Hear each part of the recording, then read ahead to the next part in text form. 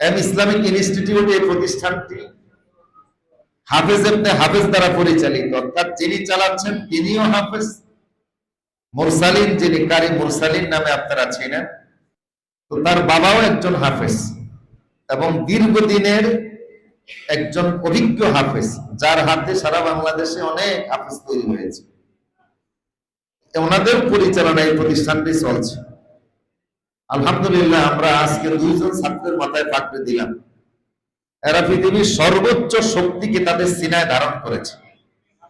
আসমান জমিনের সবচেয়ে মহাশক্তি 30 পারা কোরআনকে তাদের সিনায় ধারণ করেছে। আলহামদুলিল্লাহ, তাদের সিনার ওজন এখন পাহাড়ের চাইতে বেশি, আসমানের চাইতে বেশি, জমিনের চাইতে বেশি। তো সেই কোরআনের ফাঁকিদের সাথে আজকে আমরা একত্রিত হতে পেরেছি। আজকের দোয়া মোনাজাতের জন্য আল্লাহ আমাদের জন্য কবুল করেন।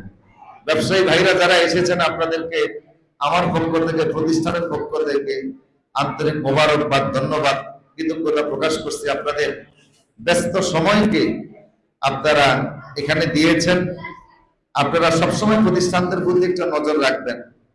অনেকে পারেন, এইরকম অনেক প্রতিষ্ঠান আছে, যেমন এখানেও আমি দেখেছি প্রায় কয়েকজন ছাত্র আছে। এমন অনেক ছাত্ররা এই সমস্ত প্রতিষ্ঠানে আসছে যাদের বাবা নাই, মা নাই, এতিম বাচ্চা, গার্ডিয়ান নাই, বা আর্থিক এমন ভালো প্রতিষ্ঠানে লেখাপড়া করার মতো সুযোগ হয় না। কেউ যদি, একটা ছাত্র যদি ভালো মেধা হয়, মোটামুটি সে 2 বছর 3 বছরে হাফেজ হয়ে যেতে পারে। গড গিফট মেধা যেটা, বাংলাদেশে 3 মাসেও হাফেজ হয়েছে, 1 মাসেও হাফেজ হয়।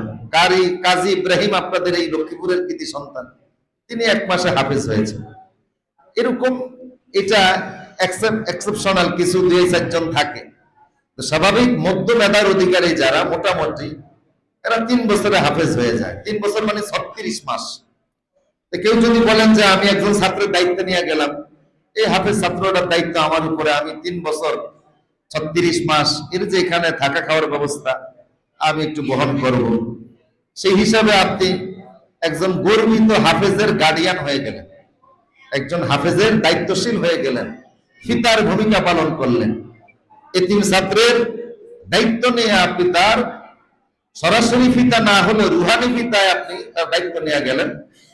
হাসরের ময়দানে কোরআনের পিতাদেরকে আল্লাহ পাক ডেকে সূর্যের চাইতে আলোকিত, চাঁদের চাইতেও আলোকিত নূরের টুপি আল্লাহ মাথায় দান করে দিলেন।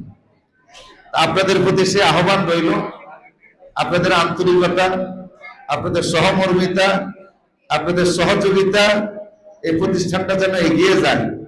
এইভাবে করে সারা দেশের প্রতিষ্ঠানগুলি চলছে।